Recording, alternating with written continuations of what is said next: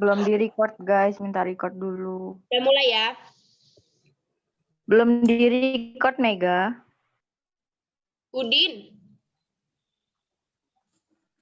Kok nggak ada tulisannya record gitu? Udah, Jung. Ada. Jangan mengadi-ngadi. Oke. Mulai ya. Assalamualaikum warahmatullahi wabarakatuh. Waalaikumsalam warahmatullahi wabarakatuh. Kami dari kelompok 10 akan mempresentasikan materi tentang semantik.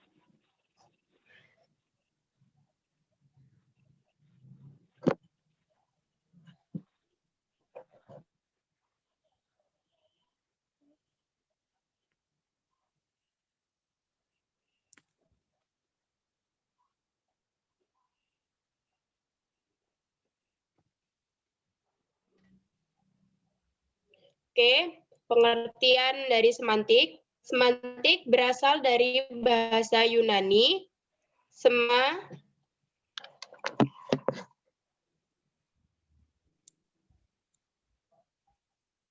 nomina, tanda dari verba semaino, menandai berarti istilah tersebut digunakan oleh para pakar bahasa untuk menyebut bagian ilmu bahasa yang mempelajari makna.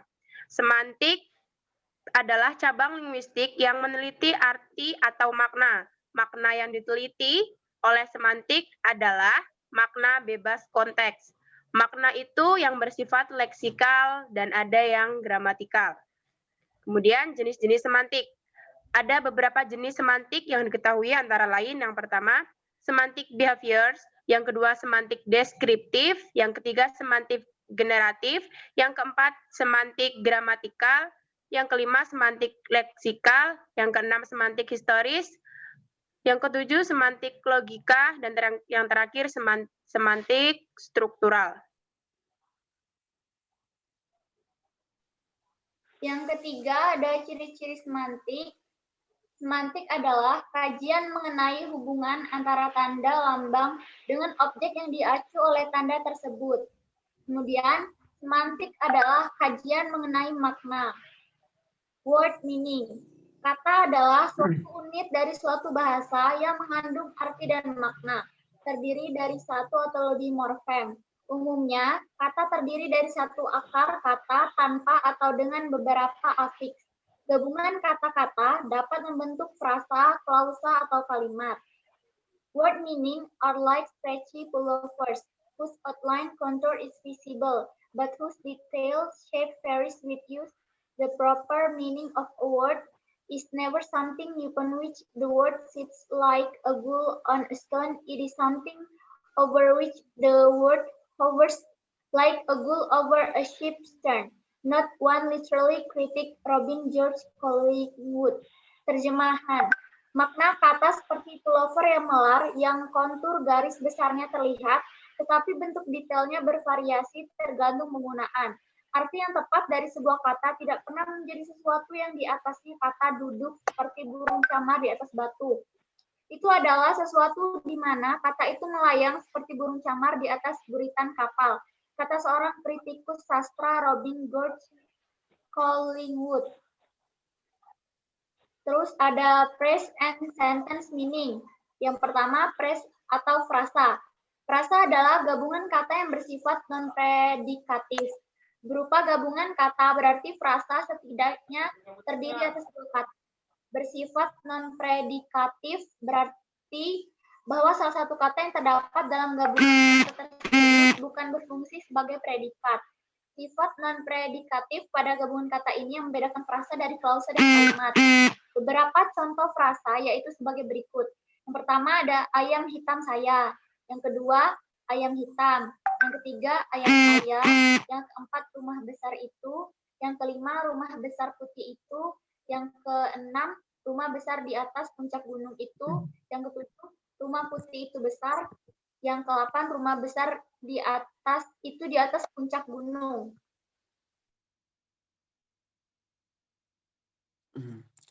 Dalam konstruksi klausa di atas, hitam, besar, putih, besar, dan di atas puncak gunung adalah predikat. Rasa merupakan sebuah gabungan atau kesatuan kata yang terbentuk dari dua bagian kata atau juga lebih yang mempunyai suatu makna gramatikal, makna yang berubah-ubah dengan menyesuaikan sebuah konteks. Simpel frasa ini adalah gabungan atau pengelompokan dari dua kata atau lebih, namun tidak bisa membentuk kalimat sempurna oleh sebab tidak mempunyai predikat.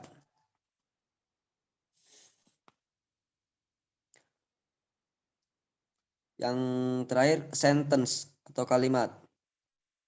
Kalimat adalah satuan bahasa berupa kata atau rangkaian kata yang terdiri sendiri dan menyatakan makna yang lengkap.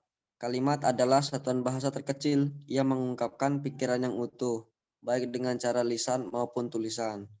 Dalam wujud lisan, kalimat diucapkan dengan suara naik turun dan keras lembut di sela jeda, dan diakhiri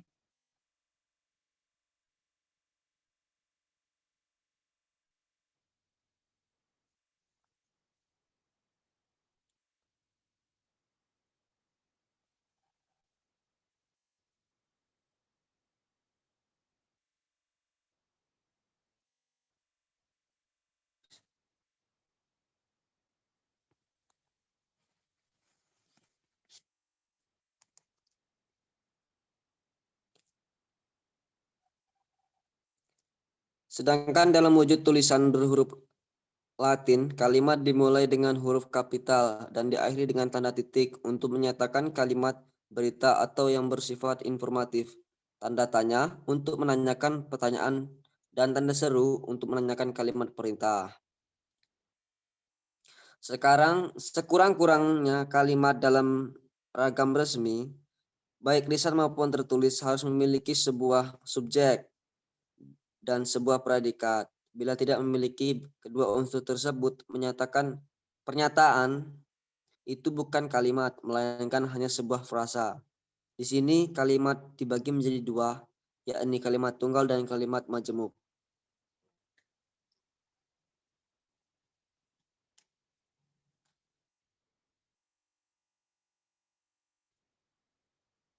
Oke, sekian penjelasan dari kelompok kami.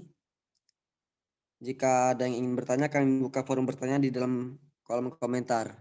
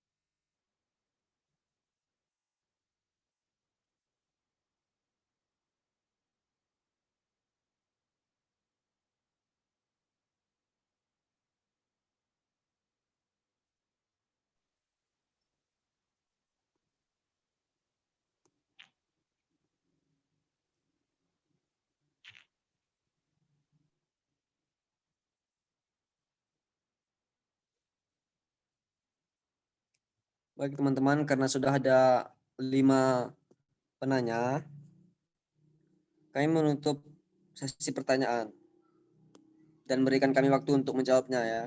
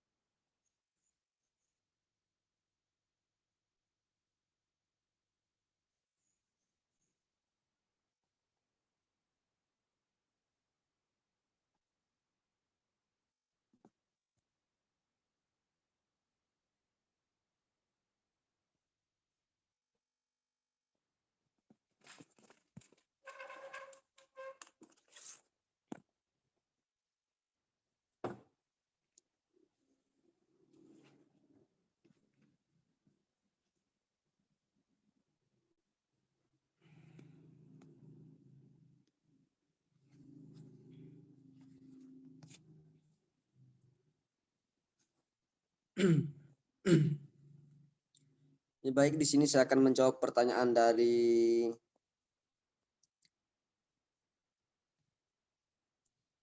Dewi Insyada ya.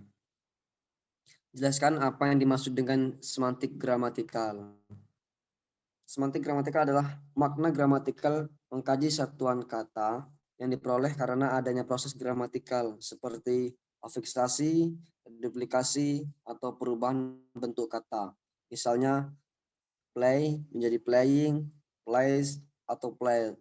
Maka makna gramatikal umumnya diperoleh melalui proses infleksional dan derivasional. Mungkin itu pertanyaan jawabannya. Gimana Dewi, apakah jelas? Ya, sudah jelas.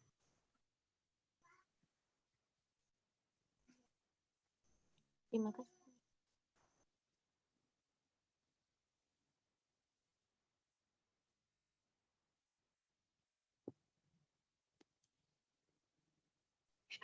Oke, di sini saya akan menjawab pertanyaan dari Atar. Apa yang dimaksud dengan non-predikatif? Non-predikatif itu sendiri berarti bahwa salah satu kata yang terdapat dalam gabungan kata tersebut bukan berfungsi sebagai predikat. Sifat non-predikatif pada gabungan kata ini yang membedakan frasa dan klausa kalimat. Bagaimana, Atar? Ya, sudah sangat jelas.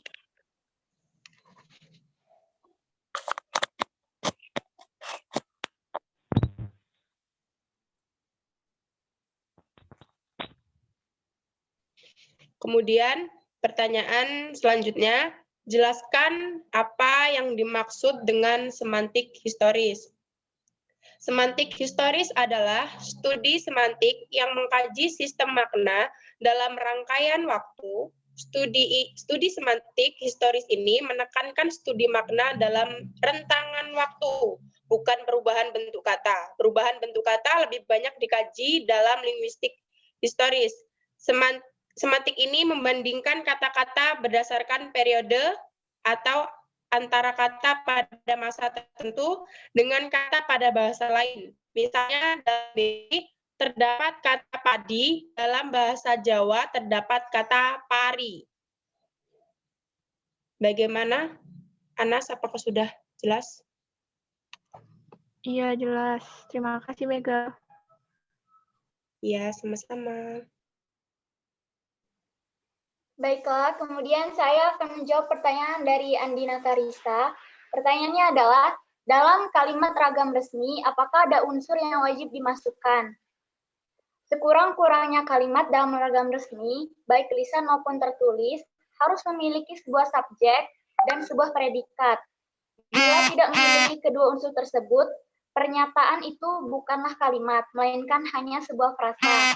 Bagaimana Andina Karisa? Apakah sudah mengerti?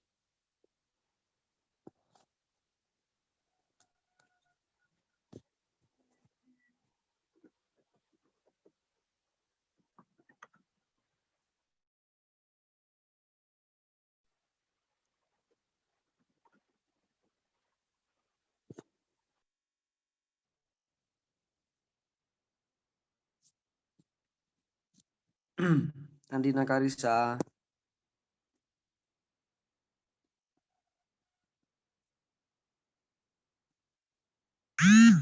Iya, baik, sudah cukup. Terima kasih. Oke, sama-sama. Selanjutnya, saya akan menjawab pertanyaan dari Juwita Diningsari. Pertanyaannya adalah, kan makna yang diteliti oleh semantik itu adalah makna bebas konteks. Nah, yang dimaksud makna bebas konteks itu apa? Dan apa yang dimaksud dengan makna leksikal dan gramatikal? Semantik adalah cabang linguistik yang meneliti arti atau makna. Makna yang diteliti oleh semantik itu adalah makna bebas konteks. Makna itu ada yang bersifat leksikal dan ada yang gramatikal. Yang dimaksud dengan makna secara internal adalah makna yang bebas konteks atau independent konteks. Maksudnya, makna tersebut dapat diartikan tanpa adanya suatu konteks atau makna yang terdapat dalam kamus. Sedangkan leksikal adalah makna yang didasarkan pada kata yang sesungguhnya. dan memilih sifat tetap yang berarti tidak berhubungan dengan konteks kalimatnya. Dan gramatikal adalah makna yang ada disebabkan adanya aktivitas gramatikal berupa reduplikasi, modifikasi, afiksasi, atau transformasi wujud kata seperti read berubah menjadi reading. Bagaimana Juwita, apakah sudah mengerti? Iya, Bita, mengerti. Terima kasih. Oke, sama-sama.